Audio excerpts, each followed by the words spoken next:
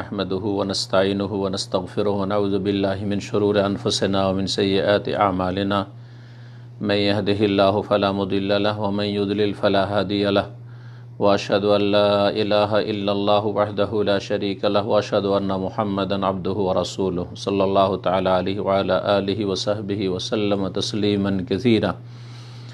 अम्मा बाद फ़अऊज़ु बिल्लाहि मिनश शैतानिर रजीम। हाफिज़ु अला सलावात वस्सलातिल उस्ता वक़ूमू लिल्लाहि कानितीन। सम्मानित दिनी भातृमंडলী, আল্লাহ রাব্বুল আলামিনের প্রশংসা এবং শেষ নবী প্রিয় নবী মুহাম্মদুর রাসূলুল্লাহ সাল্লাল্লাহু আলাইহি সাল্লামের উপর সালাত ও সালামের পরে আজ 27 রজব 1442 হিজরি মোতাবেক 11 মার্চ 2021 জুমার রাত আমাদের ধারাবাহিক প্রশ্ন উত্তর পর্ব যে সাপ্তাহিক হয়ে থাকে তার পর্ব নম্বর 19। 20টি প্রশ্নের উত্তর দেব ইনশাআল্লাহ তাআলা। তার আগে এই রজব মাসে বেশ কিছু বিদআত এক শ্রেণীর মুসলিমরা করে থাকে, যেসবের দলিল কোরআন এবং সুন্নায় নেই। মা আনজালাল্লাহু বিহা মিন সুলতান, আল্লাহ রাব্বুল আলামিন এর কোন সনদ দলিল প্রমাণ নাজিল করেননি। আর দ্বীন ইসলাম হচ্ছে ওহীর উপর নির্ভরশীল, দলিলের উপর নির্ভরশীল। দলিল না থাকলে তা ছুঁড়ে ফেলে দেওয়া হবে এবং যারা বিনা দলিলে ভালো কাজ মনে করে করবে তারা ক্ষতিগ্রস্ত হবে, সবচেয়ে বেশি ক্ষতিগ্রস্ত আল্লাহ কোরআনে কারীমে বলেছেন। তার মধ্যে একটি হচ্ছে বেদাতি ধারণা যে রজব মাসে মেরাজ হয়েছে। যে বিষয়টি নিয়ে বেশ কয়েকটি মত রয়েছে, তার একটি হচ্ছে যে রজব মাসে। তারপরে যদি মেরাজ রজব মাসে হয়ে থাকে তো মেরাজের রাতে বিশেষ কিছু করতে হবে, ইবাদত বন্দেগী, আর দিনে সিয়াম পালন করতে হবে। এর কোনো দলিল প্রমাণ কোরআন সুন্নায় নেই। এ সম্পর্কে আমাদের বেশ কয়েকটি আলোচনা রয়েছে। আল্লাহ রাব্বুল আলামিন যেন আমাদেরকে সবসময় চোখ খুলে জ্ঞানের সাথে এলমের সাথে দিন পালনের তৌফিক দান করেন।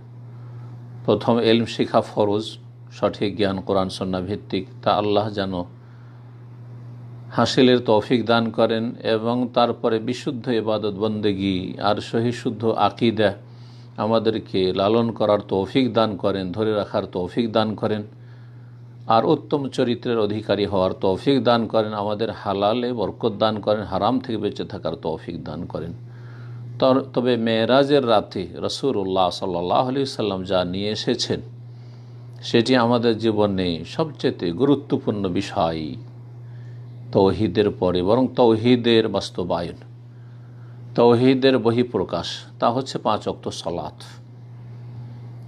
আল্লাহর প্রতি ঈমান রয়েছে, আল্লাহর একত্বে বিশ্বাসী আমি আপনি মুসলিমগণ, তাহলে তার বহিঃপ্রকাশ হচ্ছে 5 ওয়াক্ত সালাত। ওমা খালাকতুল জিন্না ওয়াল ইনসা ইল্লা লিয়াবুদুন। আল্লাহ রাব্বুল আলামিন ইরশাদ করেছেন, আমি মানুষ এবং জিনকে সৃষ্টি করেছি আমার ইবাদতের জন্য। আর গুরুত্বপূর্ণ মুসলিম জীবনে ইবাদত হচ্ছে 5 ওয়াক্ত সালাত। সালাত ছাড়া অন্য নেক আমল দিয়ে কখনো জান্নাতে যাওয়া সম্ভব হবে না। এই বিষয়টি কোনো বাড়াবাড়ি ছাড়াই বলছি, ওই স্পষ্ট ভাষায় বলছি, সালাত ছাড়া ইসলাম থাকে না। আল্লাহ রাব্বুল আলামিন মুসলিমদেরকে মসজিদের দিকে ফিরে আসার তৌফিক দান করেন, 5 ওয়াক্ত সালাতের দিকে ফিরে আসার তৌফিক দান করেন। আল্লাহ রাব্বুল আলামিন আমাদেরকে সংশোধন করার তৌফিক দান করেন। আল্লাহ রাব্বুল আলামিন সালাতের হেফাজতে নির্দেশ দিয়েছেন, হাফিজু আলাস সালাওয়াত, সালাতগুলির হেফাজত করো, আর বিশেষ করে ওয়াসসালাতিল উস্তা, মধ্যবর্তী সালাত। এর তাফসীর অধিকাংশ মুফাসসিরিনগণ করেছেন বিশেষ করে আসরের সালাত। 2 নম্বর যে তাফসীর সেটি হচ্ছে বিশেষ করে ফজরের সালাত। আর এই আসর আর ফজর যারা হেফাজত করবে, নিয়মিত আদায় করবে, যেভাবে আল্লাহ রাব্বুল আলামিন সময় নির্ধারণ করে দিয়েছেন, নিয়ম নীতিমালা নির্ধারণ করেছেন, তারা অন্য কোনো সালাতে অবশ্যই অবহেলা করবে না। আল্লাহ রাব্বুল আলামিন আমাদেরকে যেন 5 ওয়াক্ত সালাত কায়েমকারী বানিয়ে দেন। যে সালাতের জন্য দোয়া করেছেন ইব্রাহিম আলাইহিস সালাতু সালাম, নিজের জন্য, নিজের আগামী প্রজন্মের জন্য, ছেলেদের জন্য, রব্বে জাআলনি মুকিমাস সালাতি ওয়া মিন যুররিয়াতি, আল্লাহ আমাকে এবং আমার যুররিয়া, আমার সন্তানাদিদেরকে সালাত কায়েমকারী বানিয়ে দাও। আল্লাহ রাব্বুল আলামিন আমাদের সালাতের হেফাজতের তৌফিক দান করেন, তাহলে আমরা মেরাজের আসল লক্ষ্য উদ্দেশ্য পূরণ করতে পারব। কথা লম্বা না করে আমরা আসি প্রশ্ন উত্তরে। প্রথম প্রশ্ন করেছেন এক ভাই, বলছেন আসসালামু আলাইকুম। ওয়ালাইকুম আসসালাম রহমতুল্লাহ। আমি একজন গ্রাফিক ডিজাইনার। ডিজাইনিং কাজে কিছু সফটওয়্যার আছে যেগুলো টাকা ডলার দিয়ে কিনতে হয়, কিন্তু সে সকল সফটওয়্যার অন্যান্য ওয়েবসাইটে বিনামূল্যে ফ্রি রেজিস্ট্রেশনকৃত পাওয়া যায়। আমি সেখান থেকে ডাউনলোড করে এই সফটওয়্যারগুলো ব্যবহার করি। এখন আমার কি এইটা ঠিক হচ্ছে? আল্লাহ আপনাকে নেক হায়াত দান করুন, আমিন, এবং আপনাদেরকেও। যে বিষয়টি এখানে উল্লেখ করেছেন প্রশ্নে, এই বিষয়ে প্রথম দেখতে হবে যে এই কোম্পানিগুলির পক্ষ থেকে সেগুলি ফ্রি কিনা। যদি ফ্রি থাকে তাহলে আপনি ফ্রি ব্যবহার করবেন, সেটা টেম্পোরারি, তাদের অ্যাডভার্টাইজের জন্য কখনো কখনো হয়ে থাকে কিছুদিনের জন্য ফ্রি, তারপরে পয়সা পে করতে হবে। আবার সেই ক্ষেত্রে ওপেন হতে পারে যে অসুবিধা নেই, কেউ কপি করতে পারে, কপিরাইট নিয়ে কপি করতে পারে, তাহলে কোনো অসুবিধা নেই। কিন্তু যদি প্রতিষ্ঠানের পক্ষ থেকে নিষিদ্ধ থাকে আর সেটা কোনো অবৈধ পন্থায় আপনি সেটা ব্যবহার করেন, তাহলে সেটা শরীয়তের দৃষ্টিতে জায়েজ নয়। সুতরাং এই রকম কাজ থেকে বেঁচে থাকবেন। যদিও এই বিষয়ে ভিন্ন আর একটি মত রয়েছে, কিন্তু তারপরেও সেটা মুসলিমের সম্পদ হোক অথবা কাফের টেকনোলজি হোক, যার হোক না কেন, এসব থেকে সতর্কতামূলক বেঁচে থাকবেন। আল্লাহ রাব্বুল আলামিন যেন হারাম থেকে বেঁচে থাকার তৌফিক দান করেন এবং মুসলিমদেরকে স্বাবলম্বী হওয়ার তৌফিক দান করেন। 2 নম্বর প্রশ্ন করছেন, শেখ, আমার মায়ের একটা জমি মামাকে দিয়েছিল বিক্রি করে টাকা নিতে। বিক্রিও করেছিলেন মামা, কিন্তু জমির দাগ নম্বর ভুল হওয়ার কারণে ক্রেতা ওই জমি দখলে নিতে পারেনি। ফলে জমি মায়ের দখলেই রয়ে গেছে। এখন এই জমি মা আবার বিক্রি করতে পারবে কি? এই জমি একবার বিক্রি করা হয়েছে কোনো একজন ভাইয়ের কাছে, এবং সে, যেমন আপনার প্রশ্ন থেকে বোঝা যাচ্ছে যে সে পয়সা দিয়েছে, সে জমির মূল্য দিয়ে দিয়েছে, কিন্তু সেই জমি দখলে নিতে পারেনি। তাহলে পয়সা নিয়ে নিলেন তার কাছ থেকে, আর জমি তাকে দখল দিলেন না। এটা তো অন্যায় কাজ করলেন, অন্যায় কাজ করেছেন। আবার এই জমি বিক্রি করবেন দ্বিতীয় ব্যক্তির কাছে, হারাম কাজ করবেন। তাহলে পয়সা ফিরিয়ে দেন, আগের লোকের পয়সা ফিরিয়ে দেন। অথবা মা মারা গেলে এই জমি আমরা ভোগ করতে পারবো কিনা, যেহেতু একটি জমি একজনের কাছে বিক্রি করে দিলে সে দখল নিতে পারুক না পারুক, যদি দখল দিতে না পারেন তাহলে তাকে পয়সা ফেরত করেন, আর যদি দখল নিয়ে থাকে তো ভালো কথা। আর তারপরে আবার অন্য লোকের কাছে বিক্রি করবেন, ওর পয়সা ফেরত করলেন না, যেমন আপনার কথা থেকে বোঝা যাচ্ছে, সেটা আপনার মায়ের জন্য ব্যবহার করা হারাম, জমি ভোগ করা হারাম, আর আপনাদের জন্য সেটা ভোগ করা হারাম। জি, আল্লাহ রাব্বুল আলামিন হারাম থেকে বেঁচে থাকার তৌফিক দান। কারো বেঈমানি করবেন না। জমি যারা বেঈমানি করে তাদের জন্য কঠোর শাস্তি রয়েছে রাসূলুল্লাহ সাল্লাল্লাহু আলাইহি সাল্লামের হাদিসে। 1 বিঘত জমি যদি কেউ বেঈমানি করে, বেশি না, আইল চাপাচাপি করে আমাদের দেশের এক শ্রেণীর কৃষকরা বা জমি জায়গার মালিকরা এইরকম বেঈমানি করে থাকে, বিশেষ করে যারা হয়তো সেখানে বাস করে না, দূরে থাকে, কিভাবে যে জমি বেঈমানি করে, কিয়ামতের দিন 7 স্তর জমি গলায় ঝুলিয়ে দেওয়া হবে। আল্লাহু আকবার। জাহান্নামে, এবং কঠোর শাস্তি হবে। বান্দার হক আল্লাহ রাব্বুল আলামিন অতক্ষণ ক্ষমা করে যতক্ষণ বান্দার কাছ থেকে ক্ষমা না নিতে পারবেন। আল্লাহ যেন হালালে বরকত দান করেন, হারাম থেকে বেঁচে থাকার তৌফিক দান করেন। 3 নম্বর প্রশ্ন করেছেন, আসসালামু আলাইকুম শেখ। ওয়ালাইকুম আসসালাম রহমতুল্লাহ। আমি ইটালি থেকে বলছি। আমার প্রশ্ন, আমি কিছু টাকা ইসলামিক ব্যাংকে রেখেছি কোনো বেনিফিট ছাড়া, কিন্তু বছরে কিছু টাকা বেশি বা লাভ দিচ্ছেন তারা, এখন এই টাকা হারাম না হালাল? ইসলামী ব্যাংকে যদি রেখে থাকেন তাহলে তারা মুদারাবা বা যেটাকে বলা হয় মুদারাবার সহজ অর্থ হচ্ছে কাউকে পুঁজি দিলেন, ব্যাংকে আপনি পুঁজি দিলেন আর ব্যাংক আপনার পক্ষ থেকে ব্যবসা করলো, আর ব্যবসায়ী যে লাভ হলো তাতে থেকে একটা নির্দিষ্ট লভ্যাংশ আপনাকে দেবে, ফিক্স করবে না যে এত টাকা করে মান্থলি দেবো বা বাৎসরিক দেবো। যা লাভ হবে, লাভ হইলে এত পার্সেন্ট দেব, আর লস হলে লসও স্বীকার করতে হবে এবং লসও বহন করতে হবে। এই রকম চুক্তিতে যদি তারা করে তাহলে যে লভ্যাংশ দিচ্ছে আপনাকে সেটা আপনার জন্য জায়েজ, কিন্তু সুদী ব্যাংকে যেহেতু তারা সুদী কারবার করে সুতরাং সেটা জায়েজ নয়। এইরকমই ইসলামী ব্যাংক নাম যদি আর তারা ফিক্স করে দেয় যে হ্যাঁ বাৎসরিক এত টাকা আপনাকে দেবে অথবা মান্থলি এত টাকা দেবে, তাহলে সেটা জায়েজ না, সেটা সুদ হবে। আশা করি এটা জায়েজ যেটা আপনি বলছেন।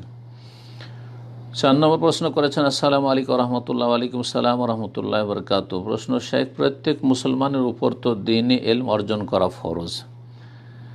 এখন আমি কিভাবে বুঝবো আমার ফরজ পরিমাণ ইলম অর্জন করা হয়েছে কি না, আর এমন কোনো বই আছে যা পড়লে ফরজ পরিমাণ ইলম অর্জন করা যাবে? কারণ আমি খেয়াল করেছি আমার আশেপাশে অনেকেরই ইসলামের একেবারে মৌলিক ও ফরজ বিষয়গুলো সম্পর্কে কোনো ধারণা নেই।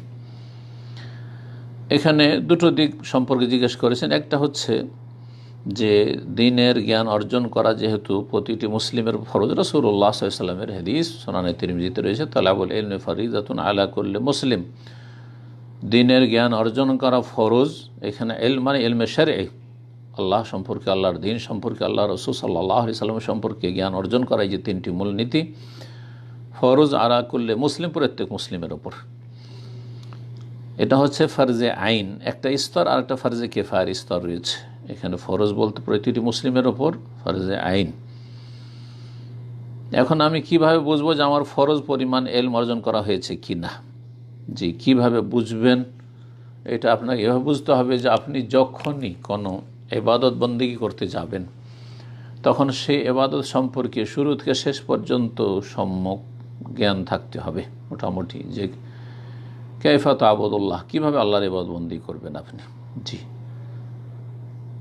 কোনটা ফরজ, কোনটা সুন্নাত, কোনটা মুস্তাহাব, কোনটা নিষিদ্ধ ইবাদতের ক্ষেত্রে, কোনগুলি ইবাদত ভঙ্গকারী বিষয়, এই সব বিষয়গুলি জানতে হবে। আকীদার ক্ষেত্রে আল্লাহ রাব্বুল আলামিন সম্পর্কে যে মৌলিক আকীদার বিষয়গুলি রয়েছে সেগুলি অবশ্যই জানতে হবে।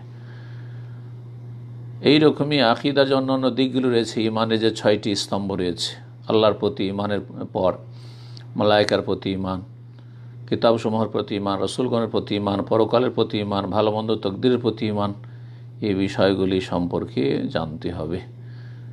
সংক্ষেপে এইভাবে বলতে পারি যে ইমানের যে 6টি স্তম্ভ রয়েছে সেই বিষয়গুলি সম্পর্কে জানতে হবে। কিভাবে আপনি বিশ্বাস স্থাপন করবেন বা স্বীকৃতি দান করবেন বিশ্বাসের সাথে, আর কানুল ইমান, এই 6টি হচ্ছে ইমানের স্তম্ভ। আর 5টি হচ্ছে ইসলামের স্তম্ভ। কালেমা তাইয়্যিবার শাহাদাত প্রদান করা, যাতে দুটো বাক্য রয়েছে, লা ইলাহা ইল্লাল্লাহ সাক্ষ্য প্রদান করবেন আর মুহাম্মাদুর রাসূলুল্লাহ সাক্ষ্য প্রদান করবেন। 5 ওয়াক্ত সালাত আদায় করা, যাকাত প্রদান করা, রমজান মাসের সিয়াম রাখা এবং বাইতুল্লাহর হজ করা, এই বিষয়গুলি সম্পর্কে জানতে হবে। এছাড়াও ইসলামের যে ফরজ ওয়াজিবাত রয়েছে জানতে হবে, হারাম নাজায়েজ যেগুলো রয়েছে জানতে হবে। যখন যে এবাদত আপনার সামনে আসবে সে এবাদত সম্পর্কে, সে বিষয়টি সম্পর্কে আপনাকে জ্ঞান অর্জন করতে হবে, তা ফরজ। উদাহরণস্বরূপ 5 ওয়াক্ত সালাত একজন মুমিনের ওপর ফরজ, প্রতিদিন 5 ওয়াক্ত। সুতরাং 7 বছর থেকে এই শিক্ষা শুরু করতে হবে। 10 বছর হলো চলেন, তারপরে ছেলেদের ক্ষেত্রে 14-15 পর্যন্ত সাবালক হয়, শুধু তার আগে আগে 5 ওয়াক্ত সালাতের নিয়ম নীতিমালা তরিকা পদ্ধতি শিখে নিতে হবে। মেয়েদের ক্ষেত্রে 11-12 বছরে সাবালিকা হয়ে যায়, তার আগেই সালাত কেমন করে আদায় করবে, কাইফা তুসাল্লি জানতে হবে। ইলম শিখা ফরজ। রমজান মাস আসছে, সিয়াম রাখতে হবে, সিয়ামের বিধিবিধান মোটামুটি জানতে হবে। জি, সিয়াম কাকে বলে এবং সিয়াম ভঙ্গকারী বিষয় কি, সিয়াম কিসে কমজোর হয়ে যায়, আর সিয়ামের সুহুর, ইফতার ইত্যাদি এই বিষয়গুলি জানতে হবে। বছরে একবার জাকাত দেবেন, জাকাত যখনই দেবেন তার আগে জাকাতের বিধিবিধান, আপনার যে জাকাত, যেই ক্ষেত্রগুলিতে জাকাত রয়েছে আপনার ধন সম্পদে, সেই বিষয়গুলি আপনাকে জানতে হবে। সবগুলি জরুরি না। আপনার ধরেন ছাগল নেই, আপনার উট নেই, হ্যাঁ, সুতরাং সেগুলির জাকাত সম্পর্কে আপনাকে জানতে হবে না। আপনার হয়তো জমি জায়গা নেই, সুতরাং ওষুধ সম্পর্কে আপনার জানা খুব জরুরি নয়, কিন্তু আপনার টাকা পয়সা আছে, টাকা পয়সার জাকাত জানতে হবে। একজন কৃষক, তার আপনার খাদ্যদ্রব্য রয়েছে, ধান গম রয়েছে, সুতরাং তাকে ওষুধ সম্পর্কে জানতে হবে, এক কথায় জাকাত সম্পর্কে জানতে হবে। বাইতুল্লাহর হজে বেরিয়েছেন যেই বছরে, তার আগে আগে হজে আসার আগেই হজ সম্পর্কে শুরু থেকে শেষ পর্যন্ত জানা ফরজ। এইভাবে ফরজ আপনাকে শিখতে হবে। এছাড়াও যেসব ফরজগুলি রয়েছে সেসব ফরজ ওয়াজিবাতগুলি জানতে হবে, হারাম নাজাইজগুলি জানতে হবে। এতটা জানা হচ্ছে ফরজে কিফায়া, যাতে করে আপনি অজ্ঞতার সাথে তৌহিদের জায়গায় শিরকে লিপ্ত না হয়ে যান, সুন্নতের জায়গায় বিদআতে লিপ্ত হয়ে না যান। সুতরাং এই রজব মাসে আশেপাশে দেখছেন যে সবাই রজব মাসে সয়মের আজ পালন করছে, এতে রাত্রে নফল পড়ছে, দিনের সিয়াম পালন করছে, এই শয়ে বারাত করছে শাবান মাসে। আপনাকে তাহলে এই মাসগুলি আসলে কোরআন সুন্নাহর আলোকে সঠিক জ্ঞান অর্জন করতে হবে, এটা ফরজ। কারণ আপনাকে বিদআত থেকে বেঁচে থাকতে হবে, এটা ফরজ। আর সুন্নত প্রতিষ্ঠা করতে হবে, এটাও ফরজ। জি, সুন্নতি জীবনযাপন করতে হবে, আর বিদআত থেকে বাঁচতে হবে, শিরক থেকে বাঁচতে হবে, তৌহিদ প্রতিষ্ঠা করতে হবে। এতটা ফরজ। বাকি এর অতিরিক্ত বিস্তারিত দিনের মাসলা মাসাইল জানা, খুঁটিনাটি, এটা যতটা সম্ভব মানুষ জানার চেষ্টা করবে। এটি হচ্ছে ফরজে কিফায়া, যে যতটা জানতে পারবে তত ভালো। মাইয়ুরিদিল্লাহু বিহি খায়রান ইউফাক্কিহু ফিদ্দিন, যার সাথে আল্লাহ রাব্বুল আলামিন কল্যাণের ভালাইয়ের ইচ্ছা করেন তাকে দিন সম্পর্কে পাণ্ডিত্য দিয়ে থাকেন, ফিকহ জ্ঞান দিয়ে থাকেন। যদি অতিরিক্ত হাসিল করতে পারেন তো আলহামদুলিল্লাহ, খুব ভালো। তারপরে বলছেন, আর এমন কোনো বই আছে যা পড়লে ফরজ পরিমাণ এলম অর্জন হয়ে যাবে? একটি বইয়ে সমস্ত ফরজ এলম হাসিল করে নেবেন এটা সম্ভব না। তবে যে বিষয়টি সম্পর্কে ফরজ, সেই বিষয়ের উপর বেশ কিছু ভালো ভালো বই আছে, সেগুলি আপনি কালেকশন করবেন। সালাতের উপর একটি বই নেবেন, জাকাত সম্পর্কে নেবেন, আপনি সিয়াম সম্পর্কে নেবেন। এইভাবে হজের সময় হজ সম্পর্কে একটা ভালো অথেন্টিক বই, কোরআন সুন্নাহ ভিত্তিক যে বই লেখা হয়েছে, এইরকম বই পড়বেন। যেই সেই বই পড়বেন না আপনি যে একটা বই ইসলামের নামে হইলেই হইল, মকসুদুল মুমিন বলে যে ফরজ আদায় হয়ে যাবে, না, কখনো না। তবলিগ নেশা ফাজাইল আমল পড়েন ফরজ আদায় হয়ে যাবে, না, কখনো আদায় হবে না। এই রকমের যে কোনো বিদআতপন্থীদের বই পুস্তক পড়বেন, ধর্মীয় বই পুস্তক বলে, আর বলবেন যে ফরজ ওয়াজিব আদায় হয়ে যাবে, না, কখনো হবে না। দ্বীনের এলম শেখা ফরজ, এর জন্য সরাসরি আপনাকে কোরআনের তাফসীর প্রতিটি আয়াতের পড়তে হবে, আর হাদিসের তর্জমা পড়তে হবে, এটা জরুরি নয় সাধারণ মানুষের জন্য। কিন্তু আপনার জন্য যেটা জরুরি সেটা হচ্ছে যে প্রতিটি বিষয় সম্পর্কে আপনাকে জরুরি বিষয়গুলি, যেটা আপনার জীবনের সাথে ঘনিষ্ঠ সম্পর্ক রাখে, সেই বিষয়গুলি সম্পর্কে জ্ঞান অর্জন করতে হবে। এর জন্য আপনাকে চিন্তা করতে হবে যে আমার উপর এখন কি ফরজ। হেজাব ফরজ, সুতরাং হেজাব সম্পর্কে জানতে হবে যে হেজাব মানে কি, তো হেজাব কতটা, এই বিষয়গুলি জানতে হবে। আল্লাহ রাব্বুল আলামিনের তৌহিদ সম্পর্কে, তৌহিদুর রুবুবিয়্যাহ, তৌহিদুল উলুহিয়্যাহ, তৌহিদুল আসমা সিফাত সম্পর্কে মোটামুটি আপনাকে জানতে হবে, সংক্ষিপ্ত। বিস্তারিত জানতে পারলে ভালো, বিস্তারিত প্রতিটি ক্ষেত্রে দলিল সহ। যদি সংক্ষেপে আপনি জানেন তো ফরজ আদায় হবে, কিন্তু মনে রাখবেন যে আপনাকে এই কথা বিশ্বাস রাখতে হবে যে আল্লাহ রাব্বুল আলামিন এবং তার রাসূল সাল্লাল্লাহু আলাইহি সাল্লাম তৌহিদ সম্পর্কে যা বলেছেন আমি তা বিশ্বাস করি, কোরআন সুন্নাহয় যা প্রমাণিত তা বিশ্বাস করি, আমি অস্বীকার করি না। খুঁটিনাটি এক একটি বিষয় সম্পর্কে আপনার যদি জ্ঞান নাও থাকে তবু আপনার ফরজ আদায় হয়ে যাবে। কিন্তু আপনার সামনে যখন একটা কোনো কিছু আসলো, ধরেন আল্লাহর হাতের কথা আসলো, তারপরে আল্লাহর জাতি সত্তাগত সেফাত, সেফাতে জাতি আর সেফাতে ফেলিয়া আসলো, আপনাকে সেফাতে জাতি আর ফেলিয়ার ভাগ এত বিশদভাবে জানার প্রয়োজন নেই। কিন্তু যখন আপনার কাছে আসবে এই কথাগুলি, তখন আপনি এই কথা বিশ্বাস করবেন এবং এই কথার ঘোষণা করবেন যে কোরআন সুন্নাহয় যা আছে তা আমি বিশ্বাস করি।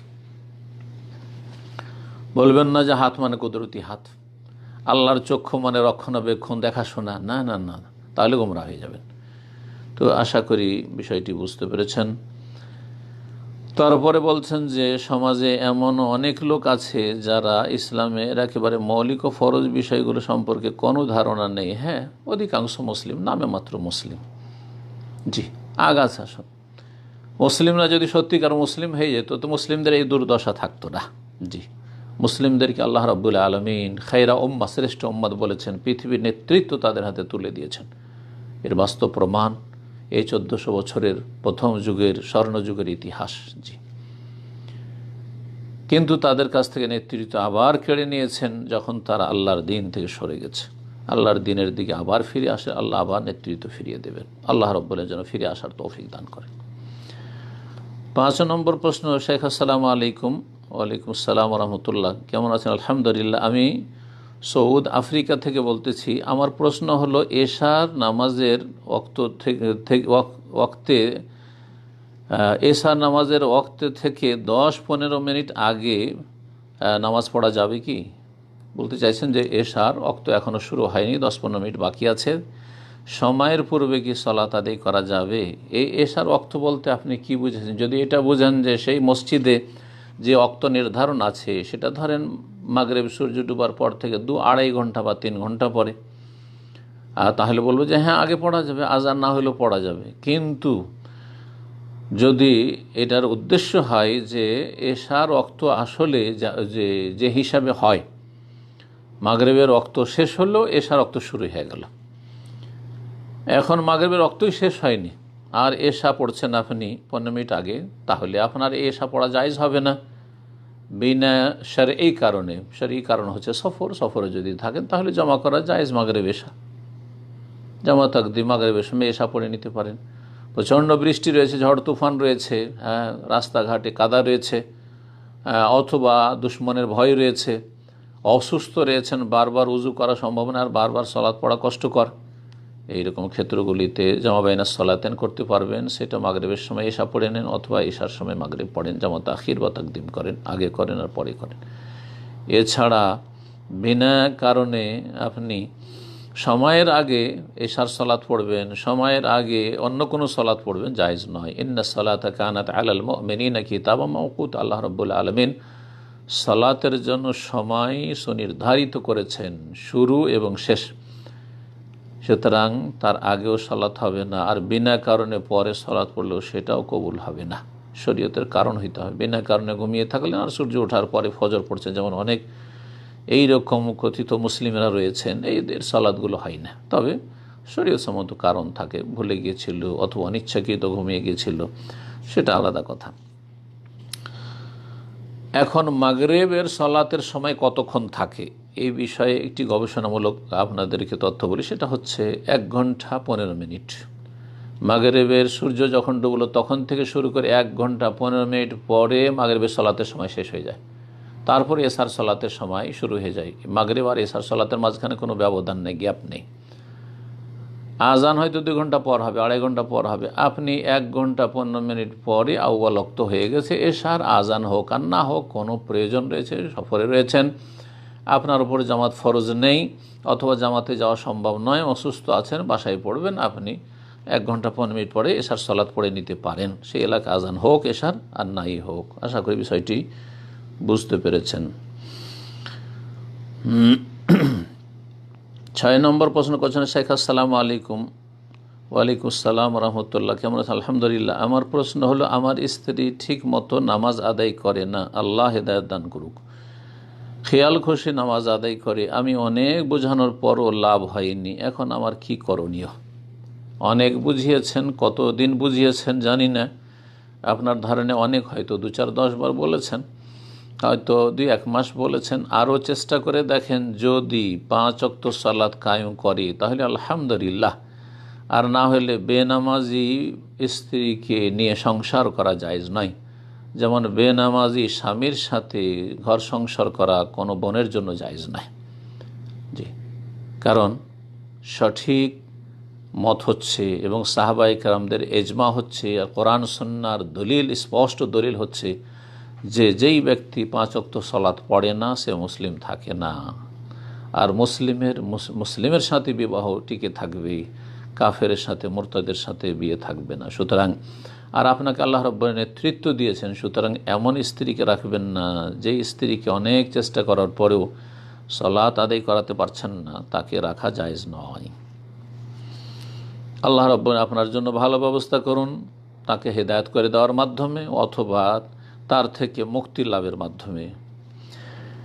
7 নম্বর প্রশ্ন করেছেন, আসসালামু আলাইকুম রহমতুল্লাহ। আলাইকুম আসসালাম রহমতুল্লাহ বরকাত। শেখ, আপনাকে আল্লাহর জন্য ভালোবাসে, আহাব্বাকুমুল্লাহ। শেখ, আমার প্রশ্ন হলো, ইখওয়ানি কি 72 ফিরকার অন্তর্ভুক্ত? জানালে উপকৃত হব, জাযাকাল্লাহু খাইরান। ইখওয়ানিরা আর জামাতিরা, এদের সম্পর্কে শাইখ বিন বাজ রহমতুল্লাহ আলাইহি এবং শেখ আলবানী রাহিমাহুল্লাহ তাআলা, শেখ সালেহুল হাইদান, শেখ সালেহুল ফাউজান হাফিজাহুল্লাহ, যারা দুনিয়া থেকে চলে গেছেন রাহিমাহুমুল্লাহ, যারা আছেন আল্লাহ তাদের হেফাজত করুন, হাফিজাহুমুল্লাহ। এইরকম অনেক আইম্মায়ে কেরাম রয়েছেন, বড় বড় উলামায়ে কেরাম। এই ইখওয়ানিদের ফিতনার পরে যারা এসেছেন বা সেই সময়কালে যারা এসেছেন তাদের ফতোয়া রয়েছে আমার কাছে, আলহামদুলিল্লাহ নোট করা আছে। বিশেষ একটি আলোচনা রাখব। তারা স্পষ্ট করেছেন যে তারা আহলে বিদাত, পথভ্রষ্ট, সুতরাং তারা ফিরকা নাজিয়ার অন্তর্ভুক্ত নয়, ফিরকায়ে হালেকার অন্তর্ভুক্ত। আর এর কারণগুলি যদি আপনি বিস্তারিত জানতে চান তাহলে আমার যে জামাত ইসলামীর ওপর 8টি আলোচনা আছে, তার জামাত ইসলামীর আকীদা ও মানহাজ বলে যে আলোচনাটি রয়েছে 8 নম্বর, তাতে বিস্তারিত আলোচনা রয়েছে। কোন কোন পয়েন্টগুলিতে, বেশ কয়েকটি পয়েন্ট রয়েছে, আকীদায় ভিন্নতা রয়েছে আহলে সুন্নাতের সাথে, আর তারপরে মানহাজে ভিন্নতা রয়েছে। আকীদা মানহাজে যদি ইখতিলাফ থাকে, কোন ফিকহি ইখতিলাফ হইলে অসুবিধা ছিল না। ফিকহি ইখতিলাফ যদি থাকে, আকীদার ইখতিলাফ না থাকে, তো তারা সকলে আহলে সুন্নাত ওয়াল জামাত।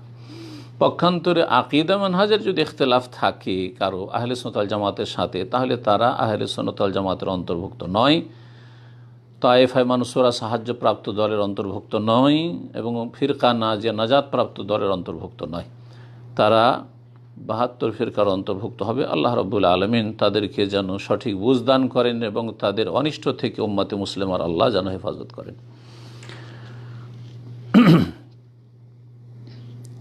8 নম্বর প্রশ্ন বলছেন, আসসালামু আলাইকুম শেখ। ওয়ালাইকুম আসসালাম রহমতুল্লাহ। আমার বয়স 21 বছর, আমি প্রাইভেট পড়াই।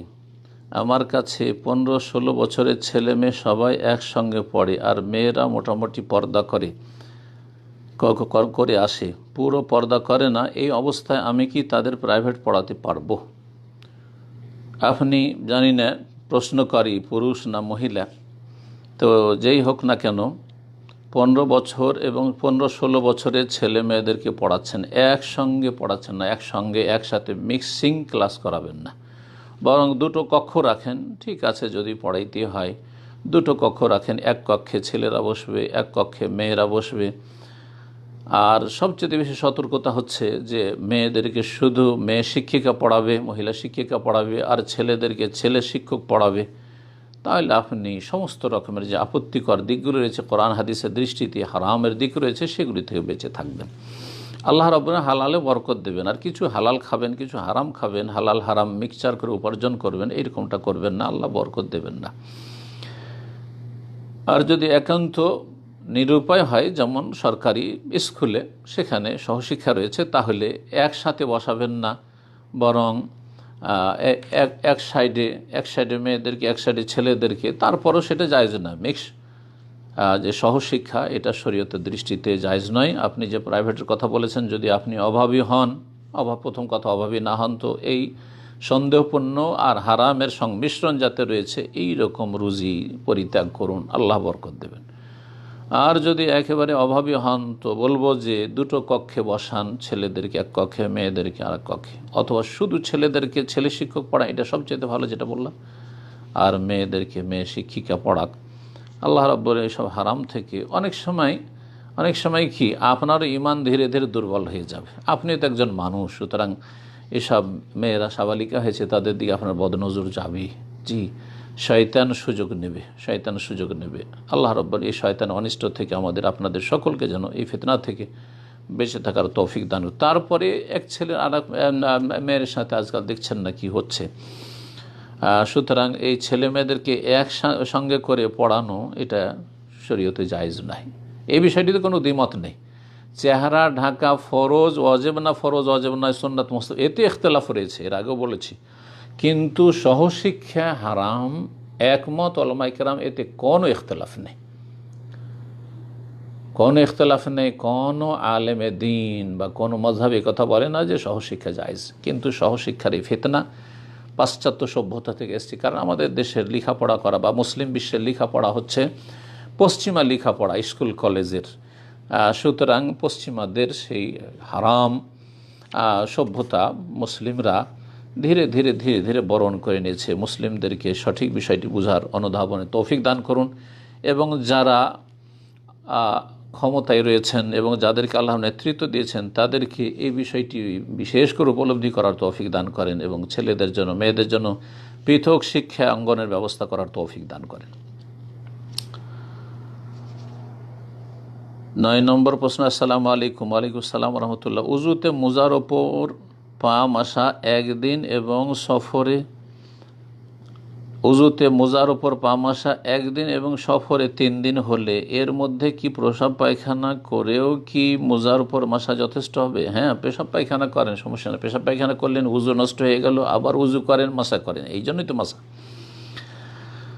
পক্ষান্তরে গোসল যদি ফরজ হয়ে যায়, ইল্লা মিন জানাবা, রাসূলের হাদিসে রয়েছে, হ্যাঁ, তবে গোসল যদি ফরজ হয়ে যায় তাহলে মোজা খুলে ফেলতে হবে, গোসল করতে হবে, তখন পা ধুতে হবে ছোট নাপাকি দূর করার জন্য। অর্থাৎ বিনা উজুতে আছেন, উজু চলে গেছে, উজু করবেন, মোজার মাসা করেন। মুকিম বাড়িতে হলে 1 দিন 1 রাত, আর সফরে হলে 3 দিন 3 রাত। যখন মোজাটা পরিধান করবেন তখন উজু অবস্থায়, পবিত্রতার অবস্থায় পরিধান করবেন। 10 নম্বর প্রশ্ন করেছেন। আসসালামু আলাইকুম রহমতুল্লাহ বরকাতু। আলাইকুম সালাম রহমতুল্লাহ বরকাতু। আমার প্রশ্ন হলো, একজন শিক্ষক শেখুল হাদিস, উনি বুখারী পড়ায়, কিন্তু গোল ঘষে ওনার কাছ থেকে শিক্ষা অর্জন করা যাবে কি, কিংবা কোনো ফতোয়া জানা যাবে কি? দয়া করে আমাকে জানাবেন। শিক্ষক হচ্ছে শেখুল হাদিস। হাদিসের যদি শেখ হবে সত্যিকার অর্থে, তাহলে হাদিসের অনুসরণ করবে। এসব হচ্ছে কথিত শেখুল হাদিস, কিন্তু আহলে বিদাত। আমার জানা মতে আলহামদুলিল্লাহ কোরআন সুন্নাহ অনুসারী আহলে হাদিস উলামায়ে কেরামগণ গুলকে হারাম মনে করেন। তামাক থেকে যত কিছু হয়ে থাকে সব কিছুকে, জর্দা, বিড়ি, সিগারেট, গুল, খৈনি, গুট্টা, সব কিছুকে হারাম মনে করেন। মাকরু তাহরিমি, হারাম, তানজি নয়, মাকরু, মাকরু চলবে না, হারাম। খাবায়েস, এবং এগুলি হচ্ছে খবিস, নোংরা জিনিস। জি, এই খবিস নোংরা জিনিস, এই জন্য তামাক, পাতা, বকরি, ছাগল, গরু তো খায় না। জি, কিন্তু এক শ্রেণীর মানুষ যাদের প্রকৃতি বিকৃত হয়ে গেছে তারা খায়, আর এক শ্রেণীর এইসব যারা মাদ্রাসা পড়ুয়া তাদের বদ অভ্যাস হয়ে গেছে, তারা এইসব হারাম খেয়ে থাকে। আর মানুষ যখন হারাম খায় তখন আর ওই ইমানি চেতনা থাকে না, ধীরে ধীরে হারামে ডুবে যায় এবং তার জন্য বিভিন্ন বাহানা খুঁজে। আল্লাহ এসব হারাম থেকে সবাইকে বেঁচে থাকার তৌফিক দান, বিশেষ করে যারা নিজেদেরকে আলেম সমাজ বলছেন তাদেরকে এসব হারাম ভক্ষণ থেকে বেঁচে থাকার তৌফিক দান করেন।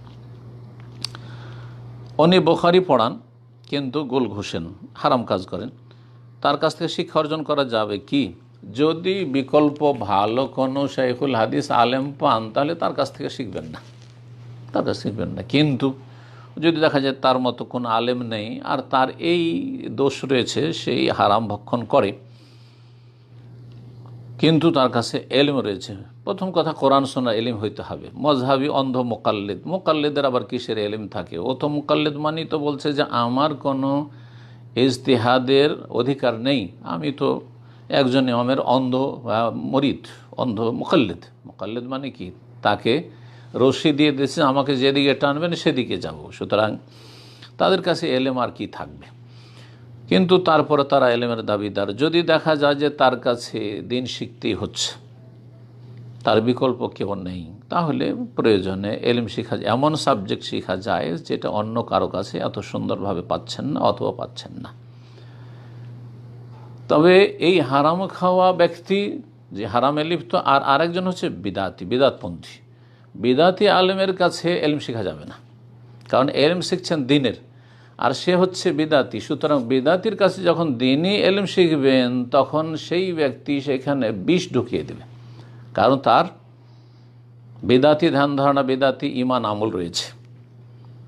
সুতরাং বেদাতি আলেমের কাছে এলম, দিনের এলম শেখা যাবে না। বেদাতি আলেমের কাছে দুনিয়া শিখেন, সায়েন্স টেকনোলজি শিখেন, জি, কোনো অসুবিধা নেই, দুনিয়ার শিক্ষা শিখেন বেদাতি আলেমের কাছে, সে আপনার ওইভাবে ক্ষতি করতে পারবে না। কিন্তু যখন দিন শিখবেন বেদাতির কাছে শিখবেন না।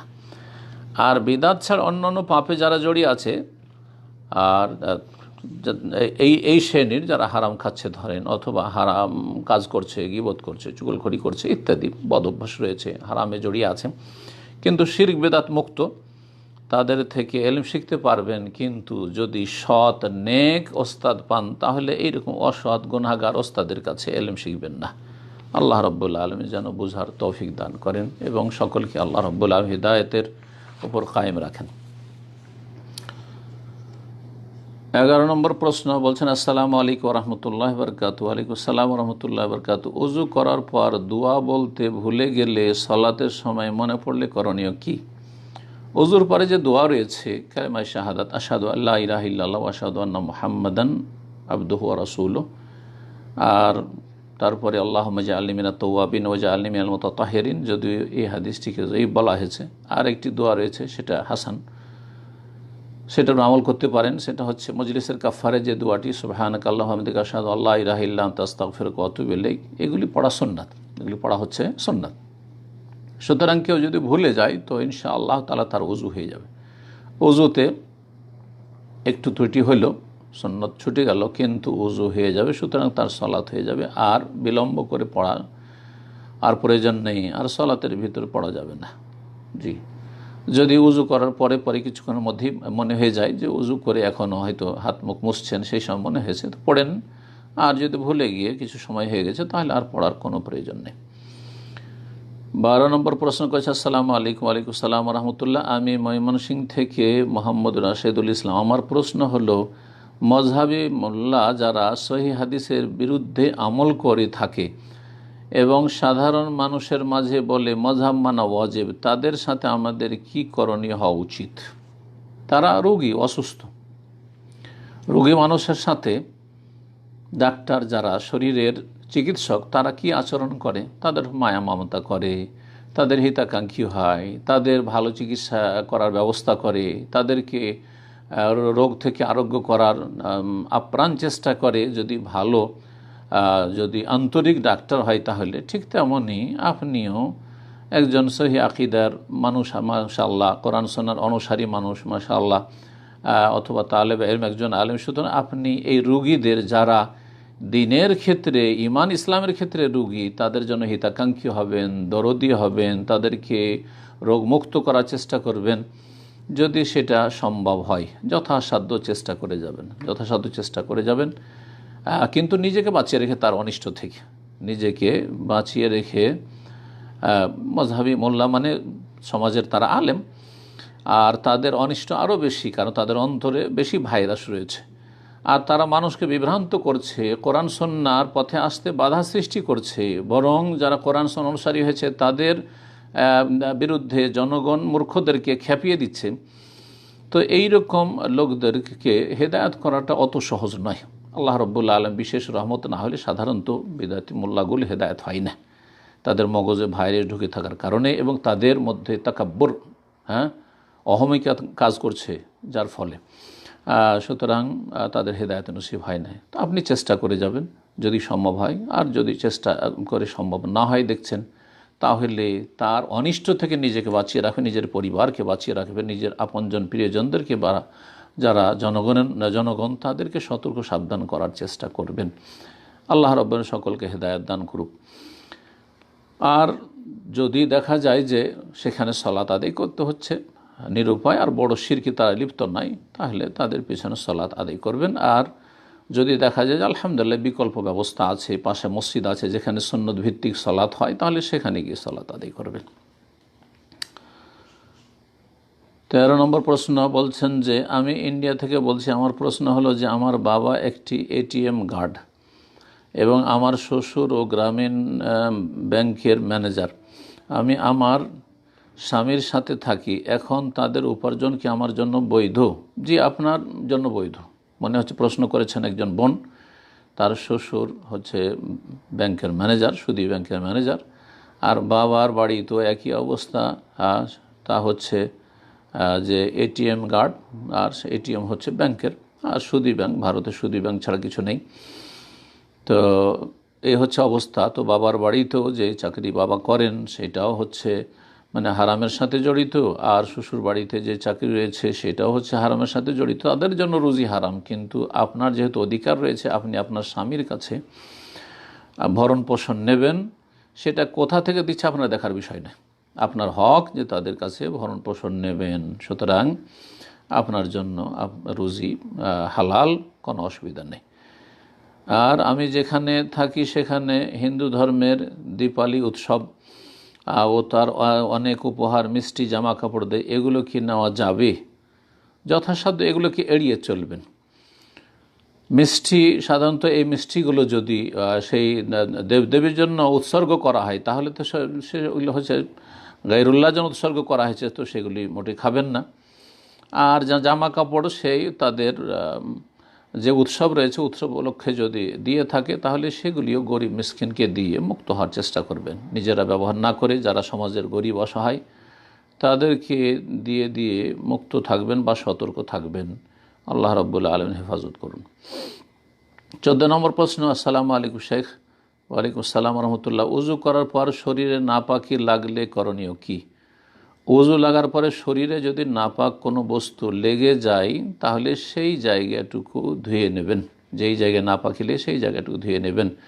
শরীরে নাপাকি লাগলে উজু নষ্ট হয় না। উজু ভঙ্গের যেসব কারণগুলি রয়েছে তার মধ্যে শরীরে কোনো নাপাক কিছু লেগে যাওয়া নয়। পেশাব লেগে গেছে উজু করার পরে, অথবা উজু করে মসজিদে যাচ্ছিলেন আর কোনো গায়ে কোনো পায়খানা লেগে গেছে, বা অন্য কিছু নাপাকি রক্ত লেগে গেছে, আর তাতে উজু নষ্ট হয় না। তারপরে বলছেন, সুদী ব্যাংকে টাকা রাখি, কিন্তু ওই ব্যাংকে এমন একটি অ্যাকাউন্ট ব্যবস্থা আছে যাতে ওরা কোনো সুদ দেয় না, কারেন্ট অ্যাকাউন্ট, তাতে কোনো অসুবিধা আছে কি? যদি আপনি এমন দেশে আছেন যেখানে ইসলামী ব্যাংক নেই, তাহলে সুদী ব্যাংকের সাথে আপনি প্রয়োজনের তাগিদে লেনদেন করবেন। আর কারেন্ট অ্যাকাউন্ট করলে ভালো, যে সেখানে আপনি কোনো রকমের বেনিফিট বা সুদ তাদের কাছ থেকে নিচ্ছেন না। আল্লাহ রাব্বুল আলামিন যেন বাঁচিয়ে রাখেন। আর সুদ যদি চলে আসে, তাহলে সেই সুদের টাকাগুলি একেবারে সমাজের অসহায় যারা দরিদ্র তাদেরকে দিয়ে দেবেন, মুক্ত হওয়ার জন্য, আল্লাহর তাখাল্লুসের জন্য, তাকাররুবের জন্য। তাখাল্লুস মানে মুক্তি লাভের জন্য, যে আল্লাহ আমি সুদ খাবো না, সেই জন্য এগুলো দান করে দিচ্ছি। আর তাকাররুব হচ্ছে যে আল্লাহর সান্নিধ্য লাভের জন্য দান করা। তো আল্লাহর সান্নিধ্য লাভ হারাম রুজি দিয়ে হয় না, হারাম সম্পদ দিয়ে হয় না। 15 নম্বর প্রশ্ন করেছেন। আসসালামু আলাইকুম। ওয়ালাইকুম আসসালাম রহমতুল্লাহ। আমাদের জন্য সব থেকে বড় ফিতনা হবে দাজ্জালের ফিতনা। জি, হাদিসে রয়েছে। কিন্তু যারা ইতিমধ্যে মারা গিয়েছেন তারা কি তাহলে দাজ্জালের ফিতনা থেকে বেঁচে গেলেন? হ্যাঁ, আলহামদুলিল্লাহ। যারা দুনিয়া থেকে চলে যাচ্ছেন দাজ্জাল আসার আগে, তারা ভাগ্যবান, তারা ভাগ্যবান। বরং যে যত বেশি আগে ফিতনামুক্ত হয়ে চলে যাচ্ছে সে ভাগ্যবান। জি, কারণ ধীরে ধীরে ফিতনার হার আরও বাড়ছে। একজন মানুষের জন্য বড় সফলতা হচ্ছে যে ফিতনামুক্ত হয়ে আল্লাহর কাছে হাজির হয়ে যাবে।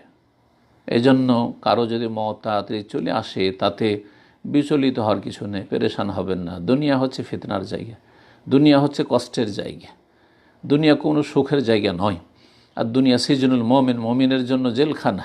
জান্নাতুল কাফের, কাফের যে অবাধ চলাফেরা করে, যার কোনো লাগাম নেই, যার কাছে হালাল হারাম কোনো জায়গায় বাধা নিষেধ নেই, তার জন্য টেম্পোরারি জান্নাতের মতো। কিন্তু আখিরাতে কঠোর শাস্তি রয়েছে, চিরস্থায়ী শাস্তি রয়েছে তাদের জন্য জাহান্নামের।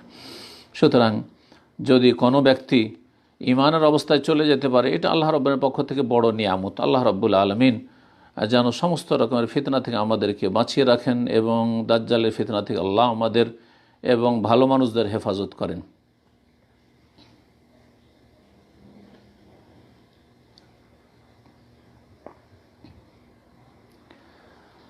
16 নম্বর প্রশ্ন। আসসালামু আলাইকুম রহমতুল্লাহ বরকাতু। ওয়ালাইকুম আসসালাম রহমতুল্লাহ বরকাতু। শেখ, তৌহিদের 3টি ভাগ আছে, তার মধ্যে কেউ যদি একটা না মানে ইসলামে তার হুকুম কি? তৌহিদের 3টি ভাগ আছে।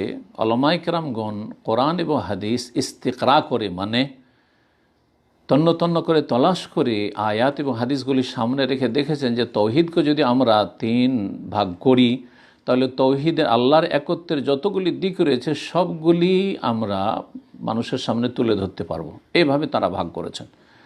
সরাসরি তৌহিদ 3 প্রকার, অথবা 2 প্রকার, অথবা 4 প্রকার। তৌহিদ যে কত প্রকার সে বিষয়ে ওলামাদের ইখতিলাফ রয়েছে। যারা আকীদার বা তৌহিদের উলামায়ে কেরামগণ কেউ 2 বলেছেন, কেউ 3 বলেছেন, কেউ 4 বলেছেন।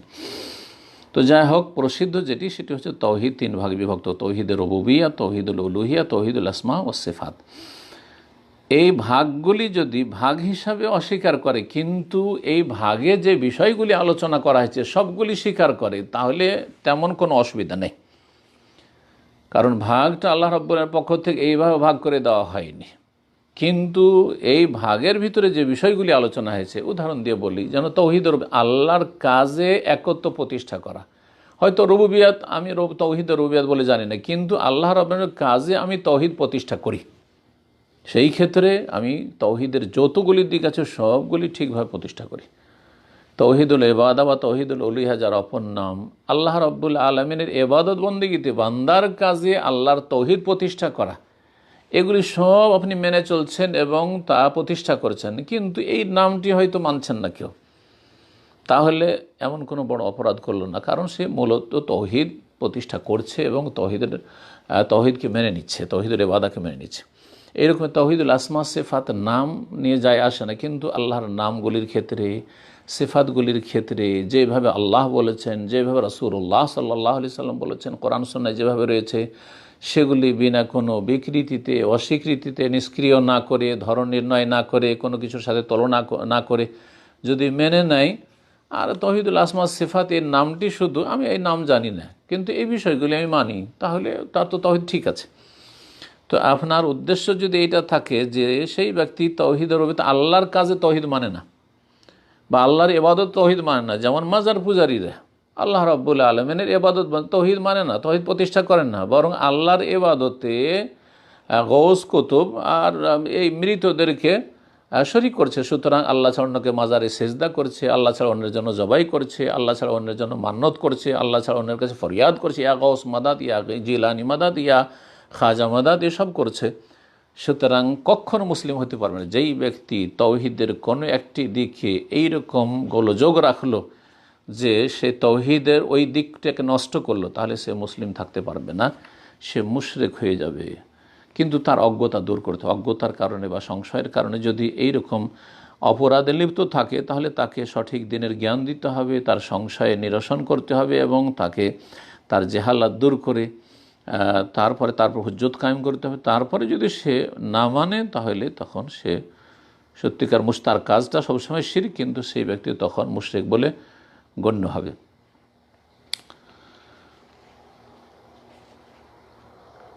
17 নম্বর প্রশ্ন। আসসালামু আলাইকুম। ওয়ালাইকুম আসসালাম রহমতুল্লাহ। সম্মানিত শেখ, একজন দিনী ভাই সবসময় বাম হাতে কাজ করে, বাম হাতে পশু জবাই করা কি জায়েজ হবে? বাম হাতে কাজ করে, অসুবিধা নেই কাজ করতে, যদিও ভালো কাজগুলি ডান হাতে করা উচিত, ভালো। আর পশু জবাই করে, পশু জবাই ক্ষেত্রেও এমন কোনো বাধা নিষেধ নেই, তবে ডান হাতে পশু জবাই করা ভালো কাজ, সুতরাং যদি ডান হাতে জবাই করে তো ভালো।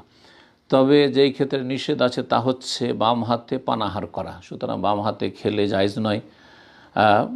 বাম হাতে খাওয়া হচ্ছে শয়তানের কাজ। ফাইন্না শয়তান ইয়াকুলু বিশিমালিহি ওয়া ইয়াশরাবু বিশিমালিহি, শয়তান বাম হাতে খায়, বাম হাতে পান করে, সুতরাং তোমরা বাম হাতে পানাহার করিও না। তো সে অন্য কাজগুলি বাম হাতে করুক, কিন্তু পানাহারের সময় ডান হাতে পানাহার করবে, না হলে সেই ব্যক্তি গুনাহগার হবে। 18 নম্বর প্রশ্ন বলছেন, আসসালামু আলাইকুম। ওয়ালাইকুম আসসালাম রহমতুল্লাহ। প্রশ্ন, আমি হানাফি গ্রামে থাকি আর আমি হানাফি মসজিদে নামাজ আদায় করি, মাঝে মাঝে আমাকে ইমামতি করতে দেন আর আমি ইমামতি করি, নামাজের শেষে সম্মিলিত মোনাজাত করি না? বিদাত করবেন না। যখন আমি ইমামতি করি তখন সম্মিলিত মোনাজাত করি, যখন আমি মুক্তাদি হই সেই সময় মোনাজাত করি না। যখন আমি পড়াই নামাজ তখন শুধুমাত্র মোনাজাত করি, এখন কি করতে হবে? না, আপনি মোনাজাত করবেন না, কারণ মোনাজাত করা বিদাত। দেখেন, সুন্নত যদি ছুটে যায় প্রয়োজনে তো অসুবিধা নেই, প্রয়োজনে ছাড়তে পারেন। দেখছেন যে রফায়দান করলে এখানে গোলযোগ হবে, হইচই করবে, আমিন জোরে বললে হইচই করবে, বুকের ওপরে যদি একটু ভালো করে উঠিয়ে হাত বাঁধেন তো হইচই করবে এই সুন্নতগুলির জন্য। তো সুন্নতগুলিকে আপাতত স্থগিত রাখতে পারেন, কারণ সুন্নত ছাড়লেন একটু নেকি কমলো, কিন্তু আপনি ফিতনা ঝগড়া বিবাদকে এড়িয়ে চললেন। কিন্তু বিদাতে লিপ্ত হন, বিদাত হারাম, সে ছোট বিদাত হোক আর বড় বিদাত হোক, বিদাত হারাম। সুতরাং সম্মিলিত মোনাজাত করা বিদাত হারাম। এমনকি কথিত আহলে হাদিসও যদি এই সম্মিলিত মোনাজাত করে আর এর পক্ষে যদি সে বড় বড় ডায়লগ ঝাড়ে, তারপরও বিদাত, এবং বিশেষ করে আহলে হাদিস যদি এই কাজ করে তো এরা আহলে হাদিস নয়, এরা হচ্ছে বিদাতি। এই বিষয়ে অবশ্যই বিদাতি। তাদেরকে আহলে হাদিস মনে করাটা ভুল হবে যারা এইসব বিদাতে লিপ্ত রয়েছে। আল্লাহ রাব্বুল আলামিন এইসব অজ্ঞতা যেন তাদের দূর করার তৌফিক দান করেন, এবং তারা এক তকলিদ থেকে পালায়ন করেছে কিন্তু আর এর চাইতে তুচ্ছ তকলিদে তারা নিমজ্জিত রয়েছে। আল্লাহ তাদেরকে বুঝার তৌফিক দান করেন। আপনি মুক্তাদি হয়ে সালাত আদায় করবেন তাও ভালো, কিন্তু আপনি ইমামতি করতে গিয়ে মোনাজাত করবেন সম্মিলিত, এটা জায়েজ নয়। 19 নম্বর প্রশ্ন করছে, আসসালামু আলাইকুম প্রিয় শেখ। ওয়ালাইকুম আসসালাম রহমতুল্লাহ। আমার একটা প্রশ্ন ছিল, সেটা হলো সৎ মায়ের ছেলে মেয়ে কি আমার আপন ভাই বোন?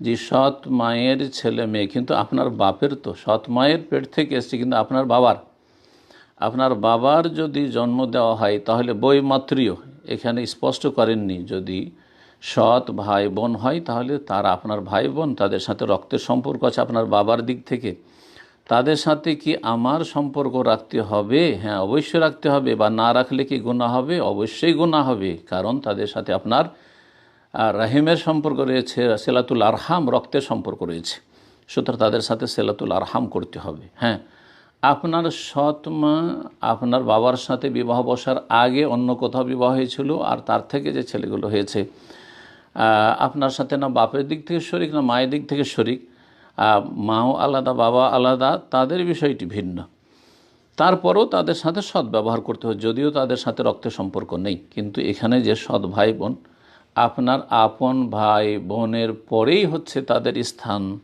এবং তারা আপনাদের মাহরাম, আপনাদের যদি আপনারা মেয়েরা হন তো তা আপনাদের মাহরাম, এবং তারা ওই সব বোনেরা আপনার বোনের জন্য আপনি মাহরাম। সুতরাং তাদের সাথে অবশ্যই আত্মীয়তার সুসম্পর্ক বহাল রাখা ফরজ। জি, এবং আত্মীয়তার যেসব হক রয়েছে সেসব হক আদায় করা ফরজ। আর সৎ মাকে কি মা ডাকতে হবে? হ্যাঁ, এটা ভিন্ন বিষয়। সৎ মাকে মা ডাকতে হবে, এটা আমাদের দেশীয় কথা। সৎ মাকে আরবরা খালা বলে, শাশুড়িকেও মা বলে না, এই দেশে আম্মাতি বলে, ফুফু বলে, আম্মাতি ও আন্টি বলে, আর খালা বলে সৎ মাকে। সাধারণত এখানে খালা বলে থাকে আরবরা, কোনো অসুবিধা নেই। কিন্তু আমাদের দেশে অজ্ঞতার কারণে বাবা অসন্তুষ্ট হবে যদি তার ওয়াইফকে, মানে আপনি সৎ মাকে মা না বলেন, তাহলে আর তারপরে আপনার সমাজেও লোকেরা বলবে যে বেয়াদব ছেলে আছে, বেয়াদব মেয়ে আছে, তার সৎ মাকে মা বলে না। কিন্তু এগুলো দেশীয় কথা, এগুলো কোরআন হাদিসের কথা নয়। আপনি ভালো আচরণ করতে হবে, এটা অবশ্যই। সৎ মায়ের সাথেও ভালো আচরণ করতে হবে, কষ্ট দেওয়া চলবে না, এমন কোনো আচরণ করবেন না, এমন কোনো কথা বলবেন না যাতে সৎ মা কষ্ট পাবে বা যে কোনো মানুষ কষ্ট পায়। আল্লাহ বলছেন যে ওয়াফ আলুল খাইরা, জনকল্যাণমূলক কাজ করো, ওয়াকৌলুল ইন্নাসে হোসনা, যে কোনো মানুষের সাথে ভালো কথা বলো, যে কোনো মানুষ, অমুসলিমের সাথেও, কাফেরের সাথেও ভালো কথা আল্লাহ বলতে বলেছেন। এগুলো হচ্ছে কোরআনে কারীমের কাওয়ায়েদ বা নীতিমালা। সুতরাং সৎমা আরও বেশি অধিকার রাখে। সৎমার সাথে যদি সদ্ব্যবহার করেন তো বাবা সন্তুষ্ট থাকবেন, আর বাবাকে সন্তুষ্ট করে আল্লাহ সন্তুষ্ট হবেন। এই বিষয়গুলি মনে রাখতে হবে। কিন্তু সৎমাকে মা বলতেই হবে এমন কোনো কথা নেই। আর যদি মা বলেন শ্রদ্ধার জন্য, তাও কোনো দোষের কথা নাই। উত্তরটা জানালে অনেক খুশি হব। জাযাকাল্লাহু খাইরান। জি, 20 নম্বর সর্বশেষ প্রশ্ন। আসসালামু আলাইকুম। ওয়ালাইকুম আসসালাম রহমতুল্লাহ। একটা মেয়ে ডিভোর্সের পর অন্য একটা ছেলের সাথে সম্পর্কে জড়িয়ে যায়, আল্লাহ হেদায়েত দান করুক। তারপর তারা শারীরিক সম্পর্কে আবদ্ধ হয়, আল্লাহ হেফাজত করুক। কিছুদিন পর তাদের সম্পর্ক নষ্ট হয়ে যায়। পরে একটা ছেলের সাথে মেয়েটির আবার বিয়ে ঠিক হয়। বিয়ের আগে ছেলেটি জেনে যায় যে সে অন্য কারোর সাথে শারীরিক সম্পর্ক করে। মূলত মেয়েটি এখন 5 ওয়াক্ত নামাজ পড়ে, আলহামদুলিল্লাহ, যে আল্লাহ হেদায়েত করেছেন, আল্লাহ রহম করেছেন, আর আল্লাহর কাছে তওবাও করছে। এখন কি তাকে বিয়ে করা জায়েজ? যদি সত্যিকার সে ভালো মানুষ হয়ে যায় তো আল্লাহ রাব্বুল আলামিন গফুর রহিম, যে কোনো কাবিরা গুনাহ মাফ করতে পারেন। যদি সত্যিকার অন্তর থেকে আল্লাহর দিকে ফিরে আসে তাহলে আল্লাহ মাফ করবেন। যখন আল্লাহ মাফ করে দেবেন, তাহলে আপনি যদি মনে করেন যে আমি তাকে বিয়ে করব, তার তওবা সুন্দর হয়ে গেছে, খালেস তওবা করেছে, তো আর সেটা রুচির সাথে বিয়ে করবেন, আর তাকে কখনো খোটা দেবেন না, রাখবেন সংসারে, সসম্মানে রাখবেন। এমন নয় যে যখন একটু ঝগড়া হইল আর তখনই একেবারে সব কিছু উল্টে পাল্টে রেখে দিলেন, আর সব পুরনো কথা তুলে দিলেন যে তুই এইরকম ছিলি, এইরকম ছিলি, আউযুবিল্লাহ। তাহলে বিয়ে করা আপনার জন্য উচিত হবে না। আপনি যদি সসম্মানে রাখতে পারেন এবং তার সাথে ভালো আচরণ করতে পারেন এবং তাকে আরও ভালো করার চেষ্টা করতে পারেন, তাহলে বিয়ে করতে পারেন। আর তার সাথে আপনার রুচি যদি হয়, অরুচি না হয়, অভক্তি সবসময় হচ্ছে, ভালোবাসা জন্মেছে না, তারপর আপনি বিয়ে করেছেন না, এরকম বিয়ে করবেন না। আর আপনিও যদি খারাপ মানুষ হন আর সেও খারাপ, তাহলে অসুবিধা নেই, খারাপ তাহলে কোনো অসুবিধা নেই। কিন্তু ভালো মানুষদেরকে বলবো যে ভালো মানুষ যথাসাধ্য ভালো মেয়েদেরকে বিয়ে করার চেষ্টা করবে। এইরকম ভালো বোন যারা নেক বোন, তারা নেক মানুষকে, ভালো মানুষকে বিয়ে করার চেষ্টা করবেন। শুধু পয়সা দেখে বা দুনিয়ার কোনো কিছু দেখে খারাপ মানুষের সাথে বিয়ে বসবেন না এবং খারাপ মানুষকে বিয়ে করবেন না। আল্লাহ রাব্বুল যেন সমস্ত রকমের অনিষ্ট থেকে হেফাজত করেন এবং আল্লাহ রাব্বুল আমাদের জীবনে সার্বিক কল্যাণ দান করেন। আল্লাহ রাব্বুল আমাদের সব কিছুতে যেন বারাকা দান করেন। সুবহান রাব্বিকা রাব্বিল ইজ্জাতি আম্মা ইয়াসিফুন ওয়া সালামুন আলাল মুরসালিন ওয়ালহামদুলিল্লাহি রাব্বিল আলামিন।